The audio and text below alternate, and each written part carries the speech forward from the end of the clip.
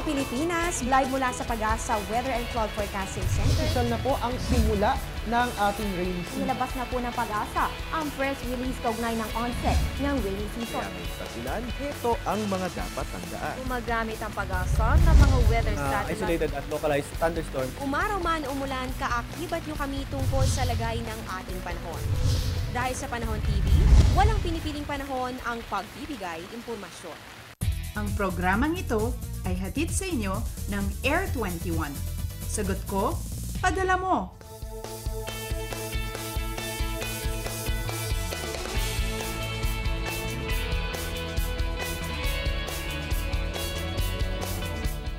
Good morning Luzon, Visayas, Mindanao, 4:59 ayon sa Philippine Standard Time. Gising na po tayong lahat ngayong Lunes ng umaga. Panibagong araw, panibagong simula, panibagong pag-asa. Sa ating pagbangon mula sa mga sugat na iniwan ni Bagyong Yolanda, lagi nating tatandaan, malalampasan din po natin ito.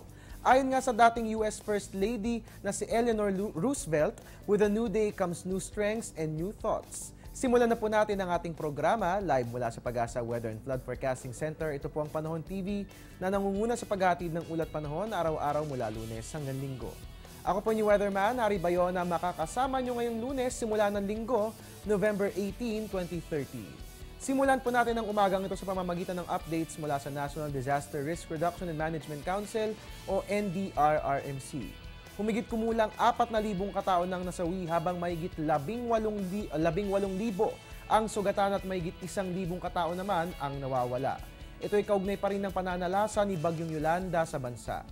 Ayon sa pinakauling tala ng NDRRMC, sa kabuuan mahigit 2 milyong katao na ang apektado ng pananalasa ng bagyo sa 57 syudad sa Regions 4A, 4B, 5, 6, 7, 8, 10, 11 at Caraga. Dama pa rin ang matinding epekto ni Bagyong Yolanda dahil sa mga sinira nitong istruktura at ari-arian. Umabot na sa mahigit 500,000 ang nawasak na tahanan. Sa kabuuan, nagkakahalaga ng mahigit 10 billion pesos ang nasirang agrikultura at istruktura. Sa kasalukuyan, limitado pa rin ang operation sa Tacloban Airport at dagdag pa dyan hanggang ngayon ay nararanasan pa rin ang power outage sa Regions 4B, 5, 6, 7 at 8. Wala pa ring supply ng tubig ang Barbaza, Antique at ibang mga municipalities ng Capiz at Iloilo. Sa Leyte naman, samantala, sapat na po umano ang supply ng tubig as of November 15. Sa kasalukuyan, patuloy pa rin ang rescue at relief operations sa mga lugar na tinamaan ni Bagyong Yolanda. Lalo pat nasa ilalim pa rin ng state of calamity ang ating bansa. At ngayon naman mga kababayan, dahil nga po Lunes ngayon at magsisimula na naman tayo ng panibagong work week at school week, mahalagang malaman ano nga kaya nga asahang lagay ng panahon. Para po bigyan tayo ng update, makakasama po natin si Pag-asa Weather Forecaster Manny Mendoza. Good morning, Mr. Mendoza. Good morning, Hayi, at lahat po ng mga taga-subaybay ng Telebisyon ng Bayan. Alright, Mr. Mendoza, ayon po sa weekly weather outlook ng Pag-asa, meron po mabubuong tail end of a cold front today at ito po ay mag-e-extend sa Central Luzon, Quezon at Bicol. Para po sa kapakanan ng ating mga kababayan, ano nga po ba yung tinatawag natin na tail end of a cold front at ano po ba yung kaakibat na panahon ng nasabing weather system? Mga nanonood, yung pong cold front o tail end of a cold front ay hanggang o salubungan ng dalawang masa ng hangin. Kung masa ng hangin, yung po nanggagaling sa Northern Hemisphere, yung po ay tinatawag nating continental air mass. Pangalawa pong masa ng hangin, yung po ay tinatawag nating maritime air mass. Ito po ay nanggagaling sa karagatan. Kapag ang dalawang hangin pong ito ay nagsalubong o nagtagpo, nabubuo po yung ating convective clouds. Na ito pong convective clouds na ito ang pinanggagalingan ng ating showers and thunderstorms. Kaya sa English po, a cold front is a zone that separates two masses of air where the cooler and denser mass of air moves and replaces the warmer mass of air. Ito po yung nangyayari lamang sa panahon po ng winter season in the Northern Hemisphere. Alright, maraming salamat po sa kaalamang inyong hinatid sa amin, Mr. Mendoza. Yan nga po mga kababayan, nakararanas nga po tayo ng tail end of a cold front dyan po yan sa Ilagang Luzon. At dahil nga po dyan, asahan po natin ang mga pag-ulan na dulot nito dahil nga po itong pagsasalubungan ng dalawang hangin ay nagge-generate ng convective clouds na siyang nagdadala ng rain showers and thunderstorms. Ito naman po, Mr. Mendoza, pag-usapan po natin ito para sa purpose ng disaster preparedness. Pagkatapos manalasa ni Bagyong Yolanda at ni Bagyong Zoraida, meron na po ba tayong namamataang panibagong bagyo na nagbabadyang mabuo o pumasok sa Philippine Area of Responsibility? Actually, sa ngayon sa aming weather interpretation ng mga data sa mga mapa dito po sa Pag-asa, wala po kaming nakikita na mga namumuong sama ng panahon within the Philippine Area of Responsibility. Ang nakikita po lamang namin ay tail end of a cold front affecting extreme northern Luzon or northern Luzon na weather system. Maging ang northeast monsoon din po ang nakakaapektong weather system sa bansang Pilipinas. Para po sa kaalaman ng lahat, totoo po, wala pong low pressure area within the Philippine Area of Responsibility. Alright, magandang balita po yung mga kababayan. Wala po tayong namamataang anumang bagyo o low pressure area sa Philippine Area of Responsibility. Maganda nga pong balita ito, especially sa mga kababayan po nating sa nasalanta ng bagyo, nang sa gayon makapag-rebuild po tayo at tayo ay makabangon sa ating trahedyang sinapit. At Mr. Mendoza, bagaman nakaalis na po ng bansa, dama pa rin po natin ang epekto ni Bagyong Yolanda.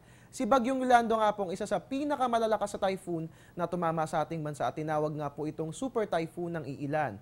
Although this is meteorologically correct dito po sa ating bansa, hindi po natin ginagamit sa pag-classify ng bagyo ang term na super typhoon.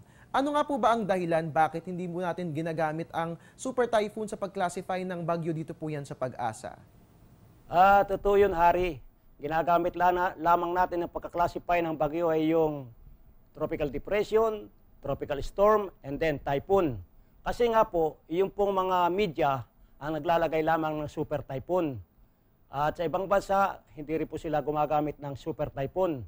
Kasi nga po, ito nga pong super typhoon, ang sabi ng mga media, malakas na bagyo.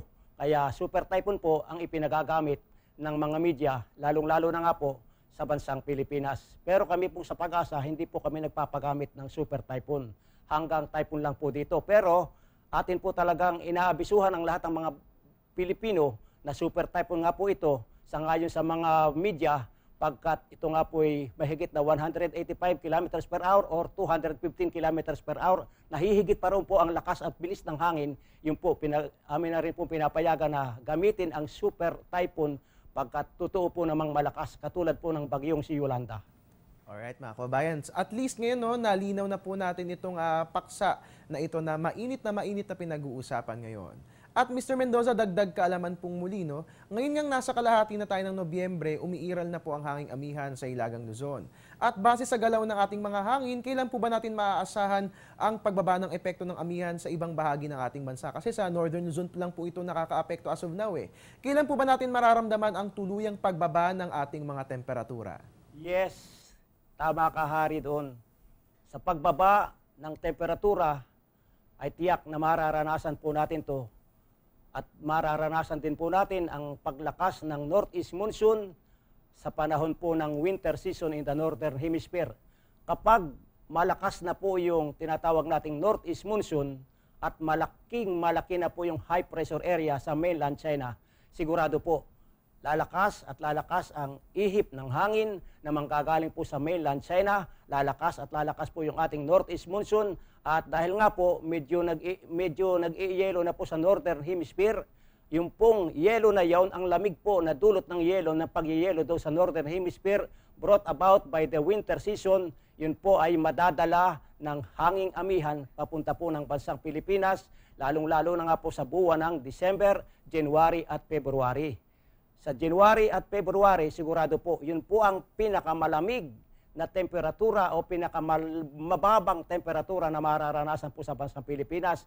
Aabot po yun sa Mindanao. Kaya sa kasalukuyan po, sa bandang Northern Luzon lang po, medyo malakas yung ating hanging amihan. Alright mga kababayan, ang dapat po natin gawin ngayon ay abangan po natin ng winter season. Diyan po yan sa mga bansang nakararanas ng winter sa Northern Hemisphere, dahil ito po yung magsisignal ng pagbaba ng epekto ng Northeast Monsoon sa buong bansa. At Mr. Mendoza, dahil nga po Lunes ngayon, no, para mabigyang gabay yung ating mga kababayan sa pagsisimula ng isang panibagong linggo, ano po ba nga asahan nating lagay ng panahon ayon sa 5 a.m. weather forecast ng Pag-asa? Ang ating nakikita sa satellite imagery na ito, medyo maganda po yung ating panahon all over the Philippines. Pero yun po, dahil nga po meron tayong tail end of a cold front affecting northern Luzon, yun po, Cagayan Valley at probinsya ng Aurora ay makararanas po ng maulap na kalangitan na may mahina hanggang sa katamtamang pag-ulan at pagkidlat pagkulog sanhi nga po ng tail end of a cold front. Ang mga rehiyon po ng Ilocos at Cordillera ay makararanas lang ng bahagyang maulap hanggang sa maulap na kalangitan na may mahinang pag-ulan. Bunsod po ito ng northeast monsoon. Ang Metro Manila po at ng nalalabing bahagi po ng bansa Pilipinas ay magkakaroon lamang ng bahagyang maulap hanggang sa maulap na kalangitan na may pulupulong pag-ulan o thunderstorms. Ang akin pong reminders sa mga nanonood, iyaon pong pupunta sa mga medyo matatayog na lugar, mataas na lugar katulad po ng Baguio, magdala po tayo ng sweater o jacket para pananggalang po sa lamig.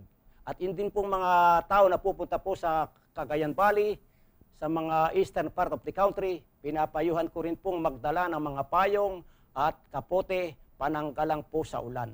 Alright, maraming salamat po Mr. Mendoza sa inyong ibinahaging mga impormasyon at ganun din po no, sa mga friendly reminders para sa ating mga kababayan. At atin nga pong nakapanayam si Pag-asa Weather Forecaster Manny Mendoza. At mga kababayan, ngayon po sa puntong ito, silipin po natin anong oras nga ba sisikat si Haring Araw.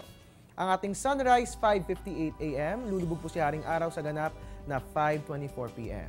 Ating moonrise 6 p.m., moonset 6:15 a.m. May illumination po yan na 100% at makikita nga po natin ang last quarter moon sa darating na November 26. Ang last quarter moon ay ang lunar phase kung saan kalahating parte lamang ng buwan ang naiilawan. It rises around midnight and sets around noon. At ang tidal predictions along Manila Bay natin po sa atin ng NAMRIA, ang ating high tide 11:54 a.m. may taas po na 0.35 meter, low tide natin 2:03 p.m. may taas po na 0.32 meter. Sa usapan naman po ng astronomiya, mamayang gabi hanggang bukas sa madaling araw, matutunghayan po natin ang pagliwanag ng kalangitan na dulot ng Leonids meteor shower. Ang Leonids ay ang mga gabuhangin na rocky debris ng Comet 55P Tempel-Tuttle. Ayon sa Astronomical Diary ng Pag-asa, makikita po natin ang Leonids meteor shower mamaya during late night hanggang sa early morning ng November 18 provided na maganda ang kondisyon ng ating mga kalangitan. And there you have it, yan pong dagdag kaalaman natin po sa inyo ng Panahon TV. Huwag po kayong aalis, magbabalik po ang ating programa.